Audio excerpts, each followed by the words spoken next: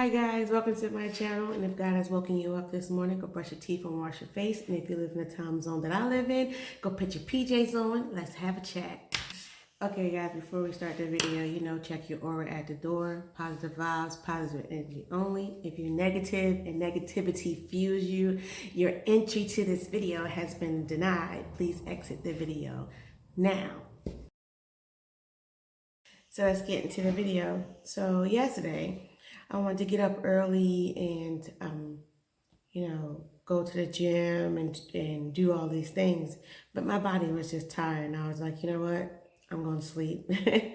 and then today, I wanted to do the same video. And I was like, let me do a little bit more research on it, get a little bit more clarity on how I want to say it, because my mind gets scattered and I pretty much like ramble on. And then I had my daughter today and she had a friend come over. And so I was in mommy mode and it was all about mommy. I put my daughter first, which made me think of more about the video that I want to talk about today, which is self-love. And a lot of times we forget about loving ourselves first. Okay, a lot of times we have a problem with self-love. Well, what is self-love? So I want to give you some facts. If you Google it, self-love is just caring for one's well-being and happiness. Something so easy yet so hard. Well, okay, Shannon, isn't that the same thing? Like self-love can be selfish. No, there's a difference.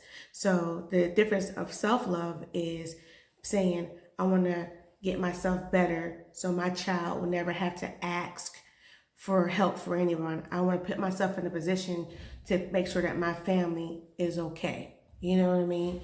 And selfishness is like, I want to have a child so I can claim it on taxes. You know what I'm saying? Or, I want to have a child so I can keep this man. It's a difference. You see what I'm saying?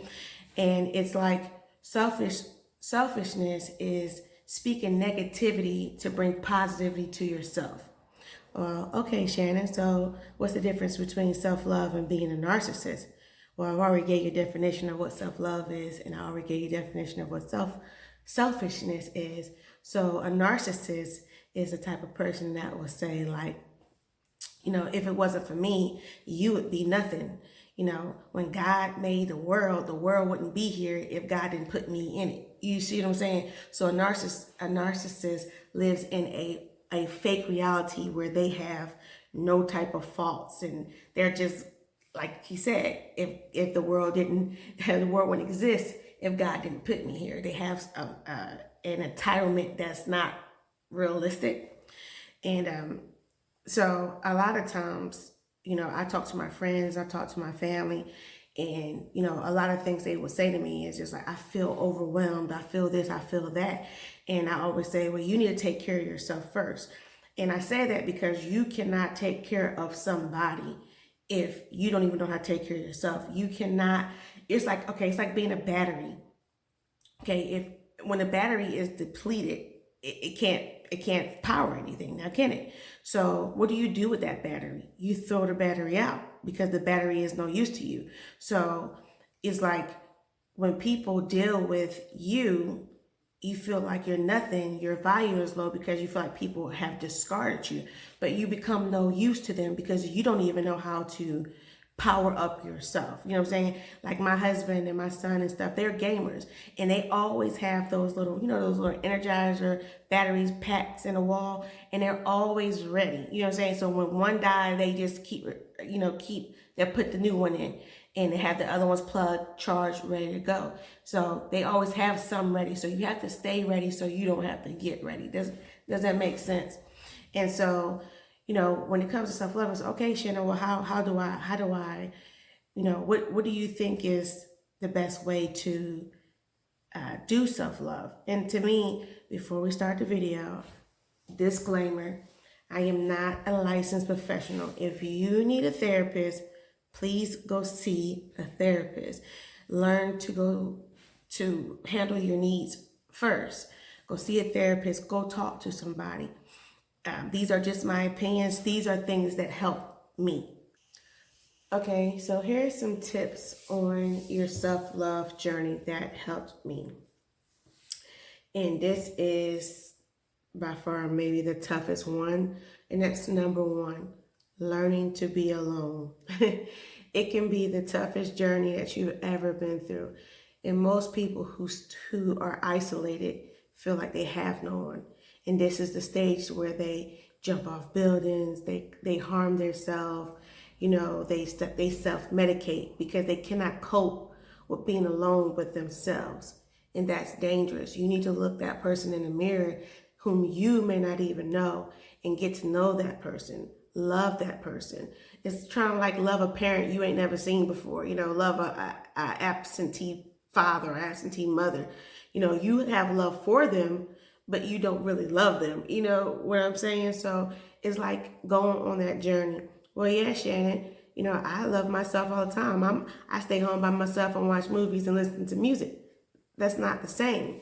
You need to be able to turn off everything, and with you, God, and your angels, whoever will help you on this journey, and you need to listen to yourself and start to learn who you are. What is it that you like? Take yourself on a mental date. Who are you? What do you like? Where you like to go? And this will help you learn to love yourself and know who you are and what is it that you can tolerate. It makes you learn your abilities and what you can and cannot do. It's just that simple. And the second thing is, while you're on this journey of discovering who you are, is to learn to listen to yourself. Listening to yourself is the hardest thing to do. You rather listen to somebody else give you advice than to actually listen to yourself. When there's nothing on and you're in the house by yourself, you start hearing stuff you ain't never heard before. What is that? What is that? Listen to yourself.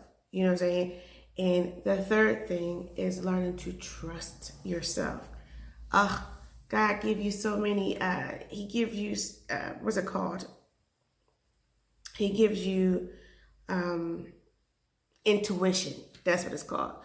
When you're with somebody and you feel like something's off with that person, that's God telling you something's not right. Keep moving. You're going down a dark alley, your body hits in, it's God telling you to keep moving. Your intuition. Learn to listen to your intuition. It can help you in so many things, and it can protect your space. And with that being said, is to learn to protect your space. And this is going to come in the second part 2 of the video, is learning that everybody should not have access to you. Learning to protect your space is very important, because when you allow any and everybody into your environment, they bring their energy. And when they bring their energy, it affects your energy. And you need to be able to know when you need to tap out. You need to know when you need to say, I need to put my battery back on the wall and charge it. Does that make sense? Okay, guys, so I'm going to stop the video here. I probably have more to say a little bit later, but right now I'm going to do a part 2 on the company that you keep, people that you allow in your spaces. So if you like this video and want more videos like this, please like, comment, and subscribe. Hit the notification bell, and I will see you. Bye. Tell me pretty lies, look me in the face, tell me that you love me.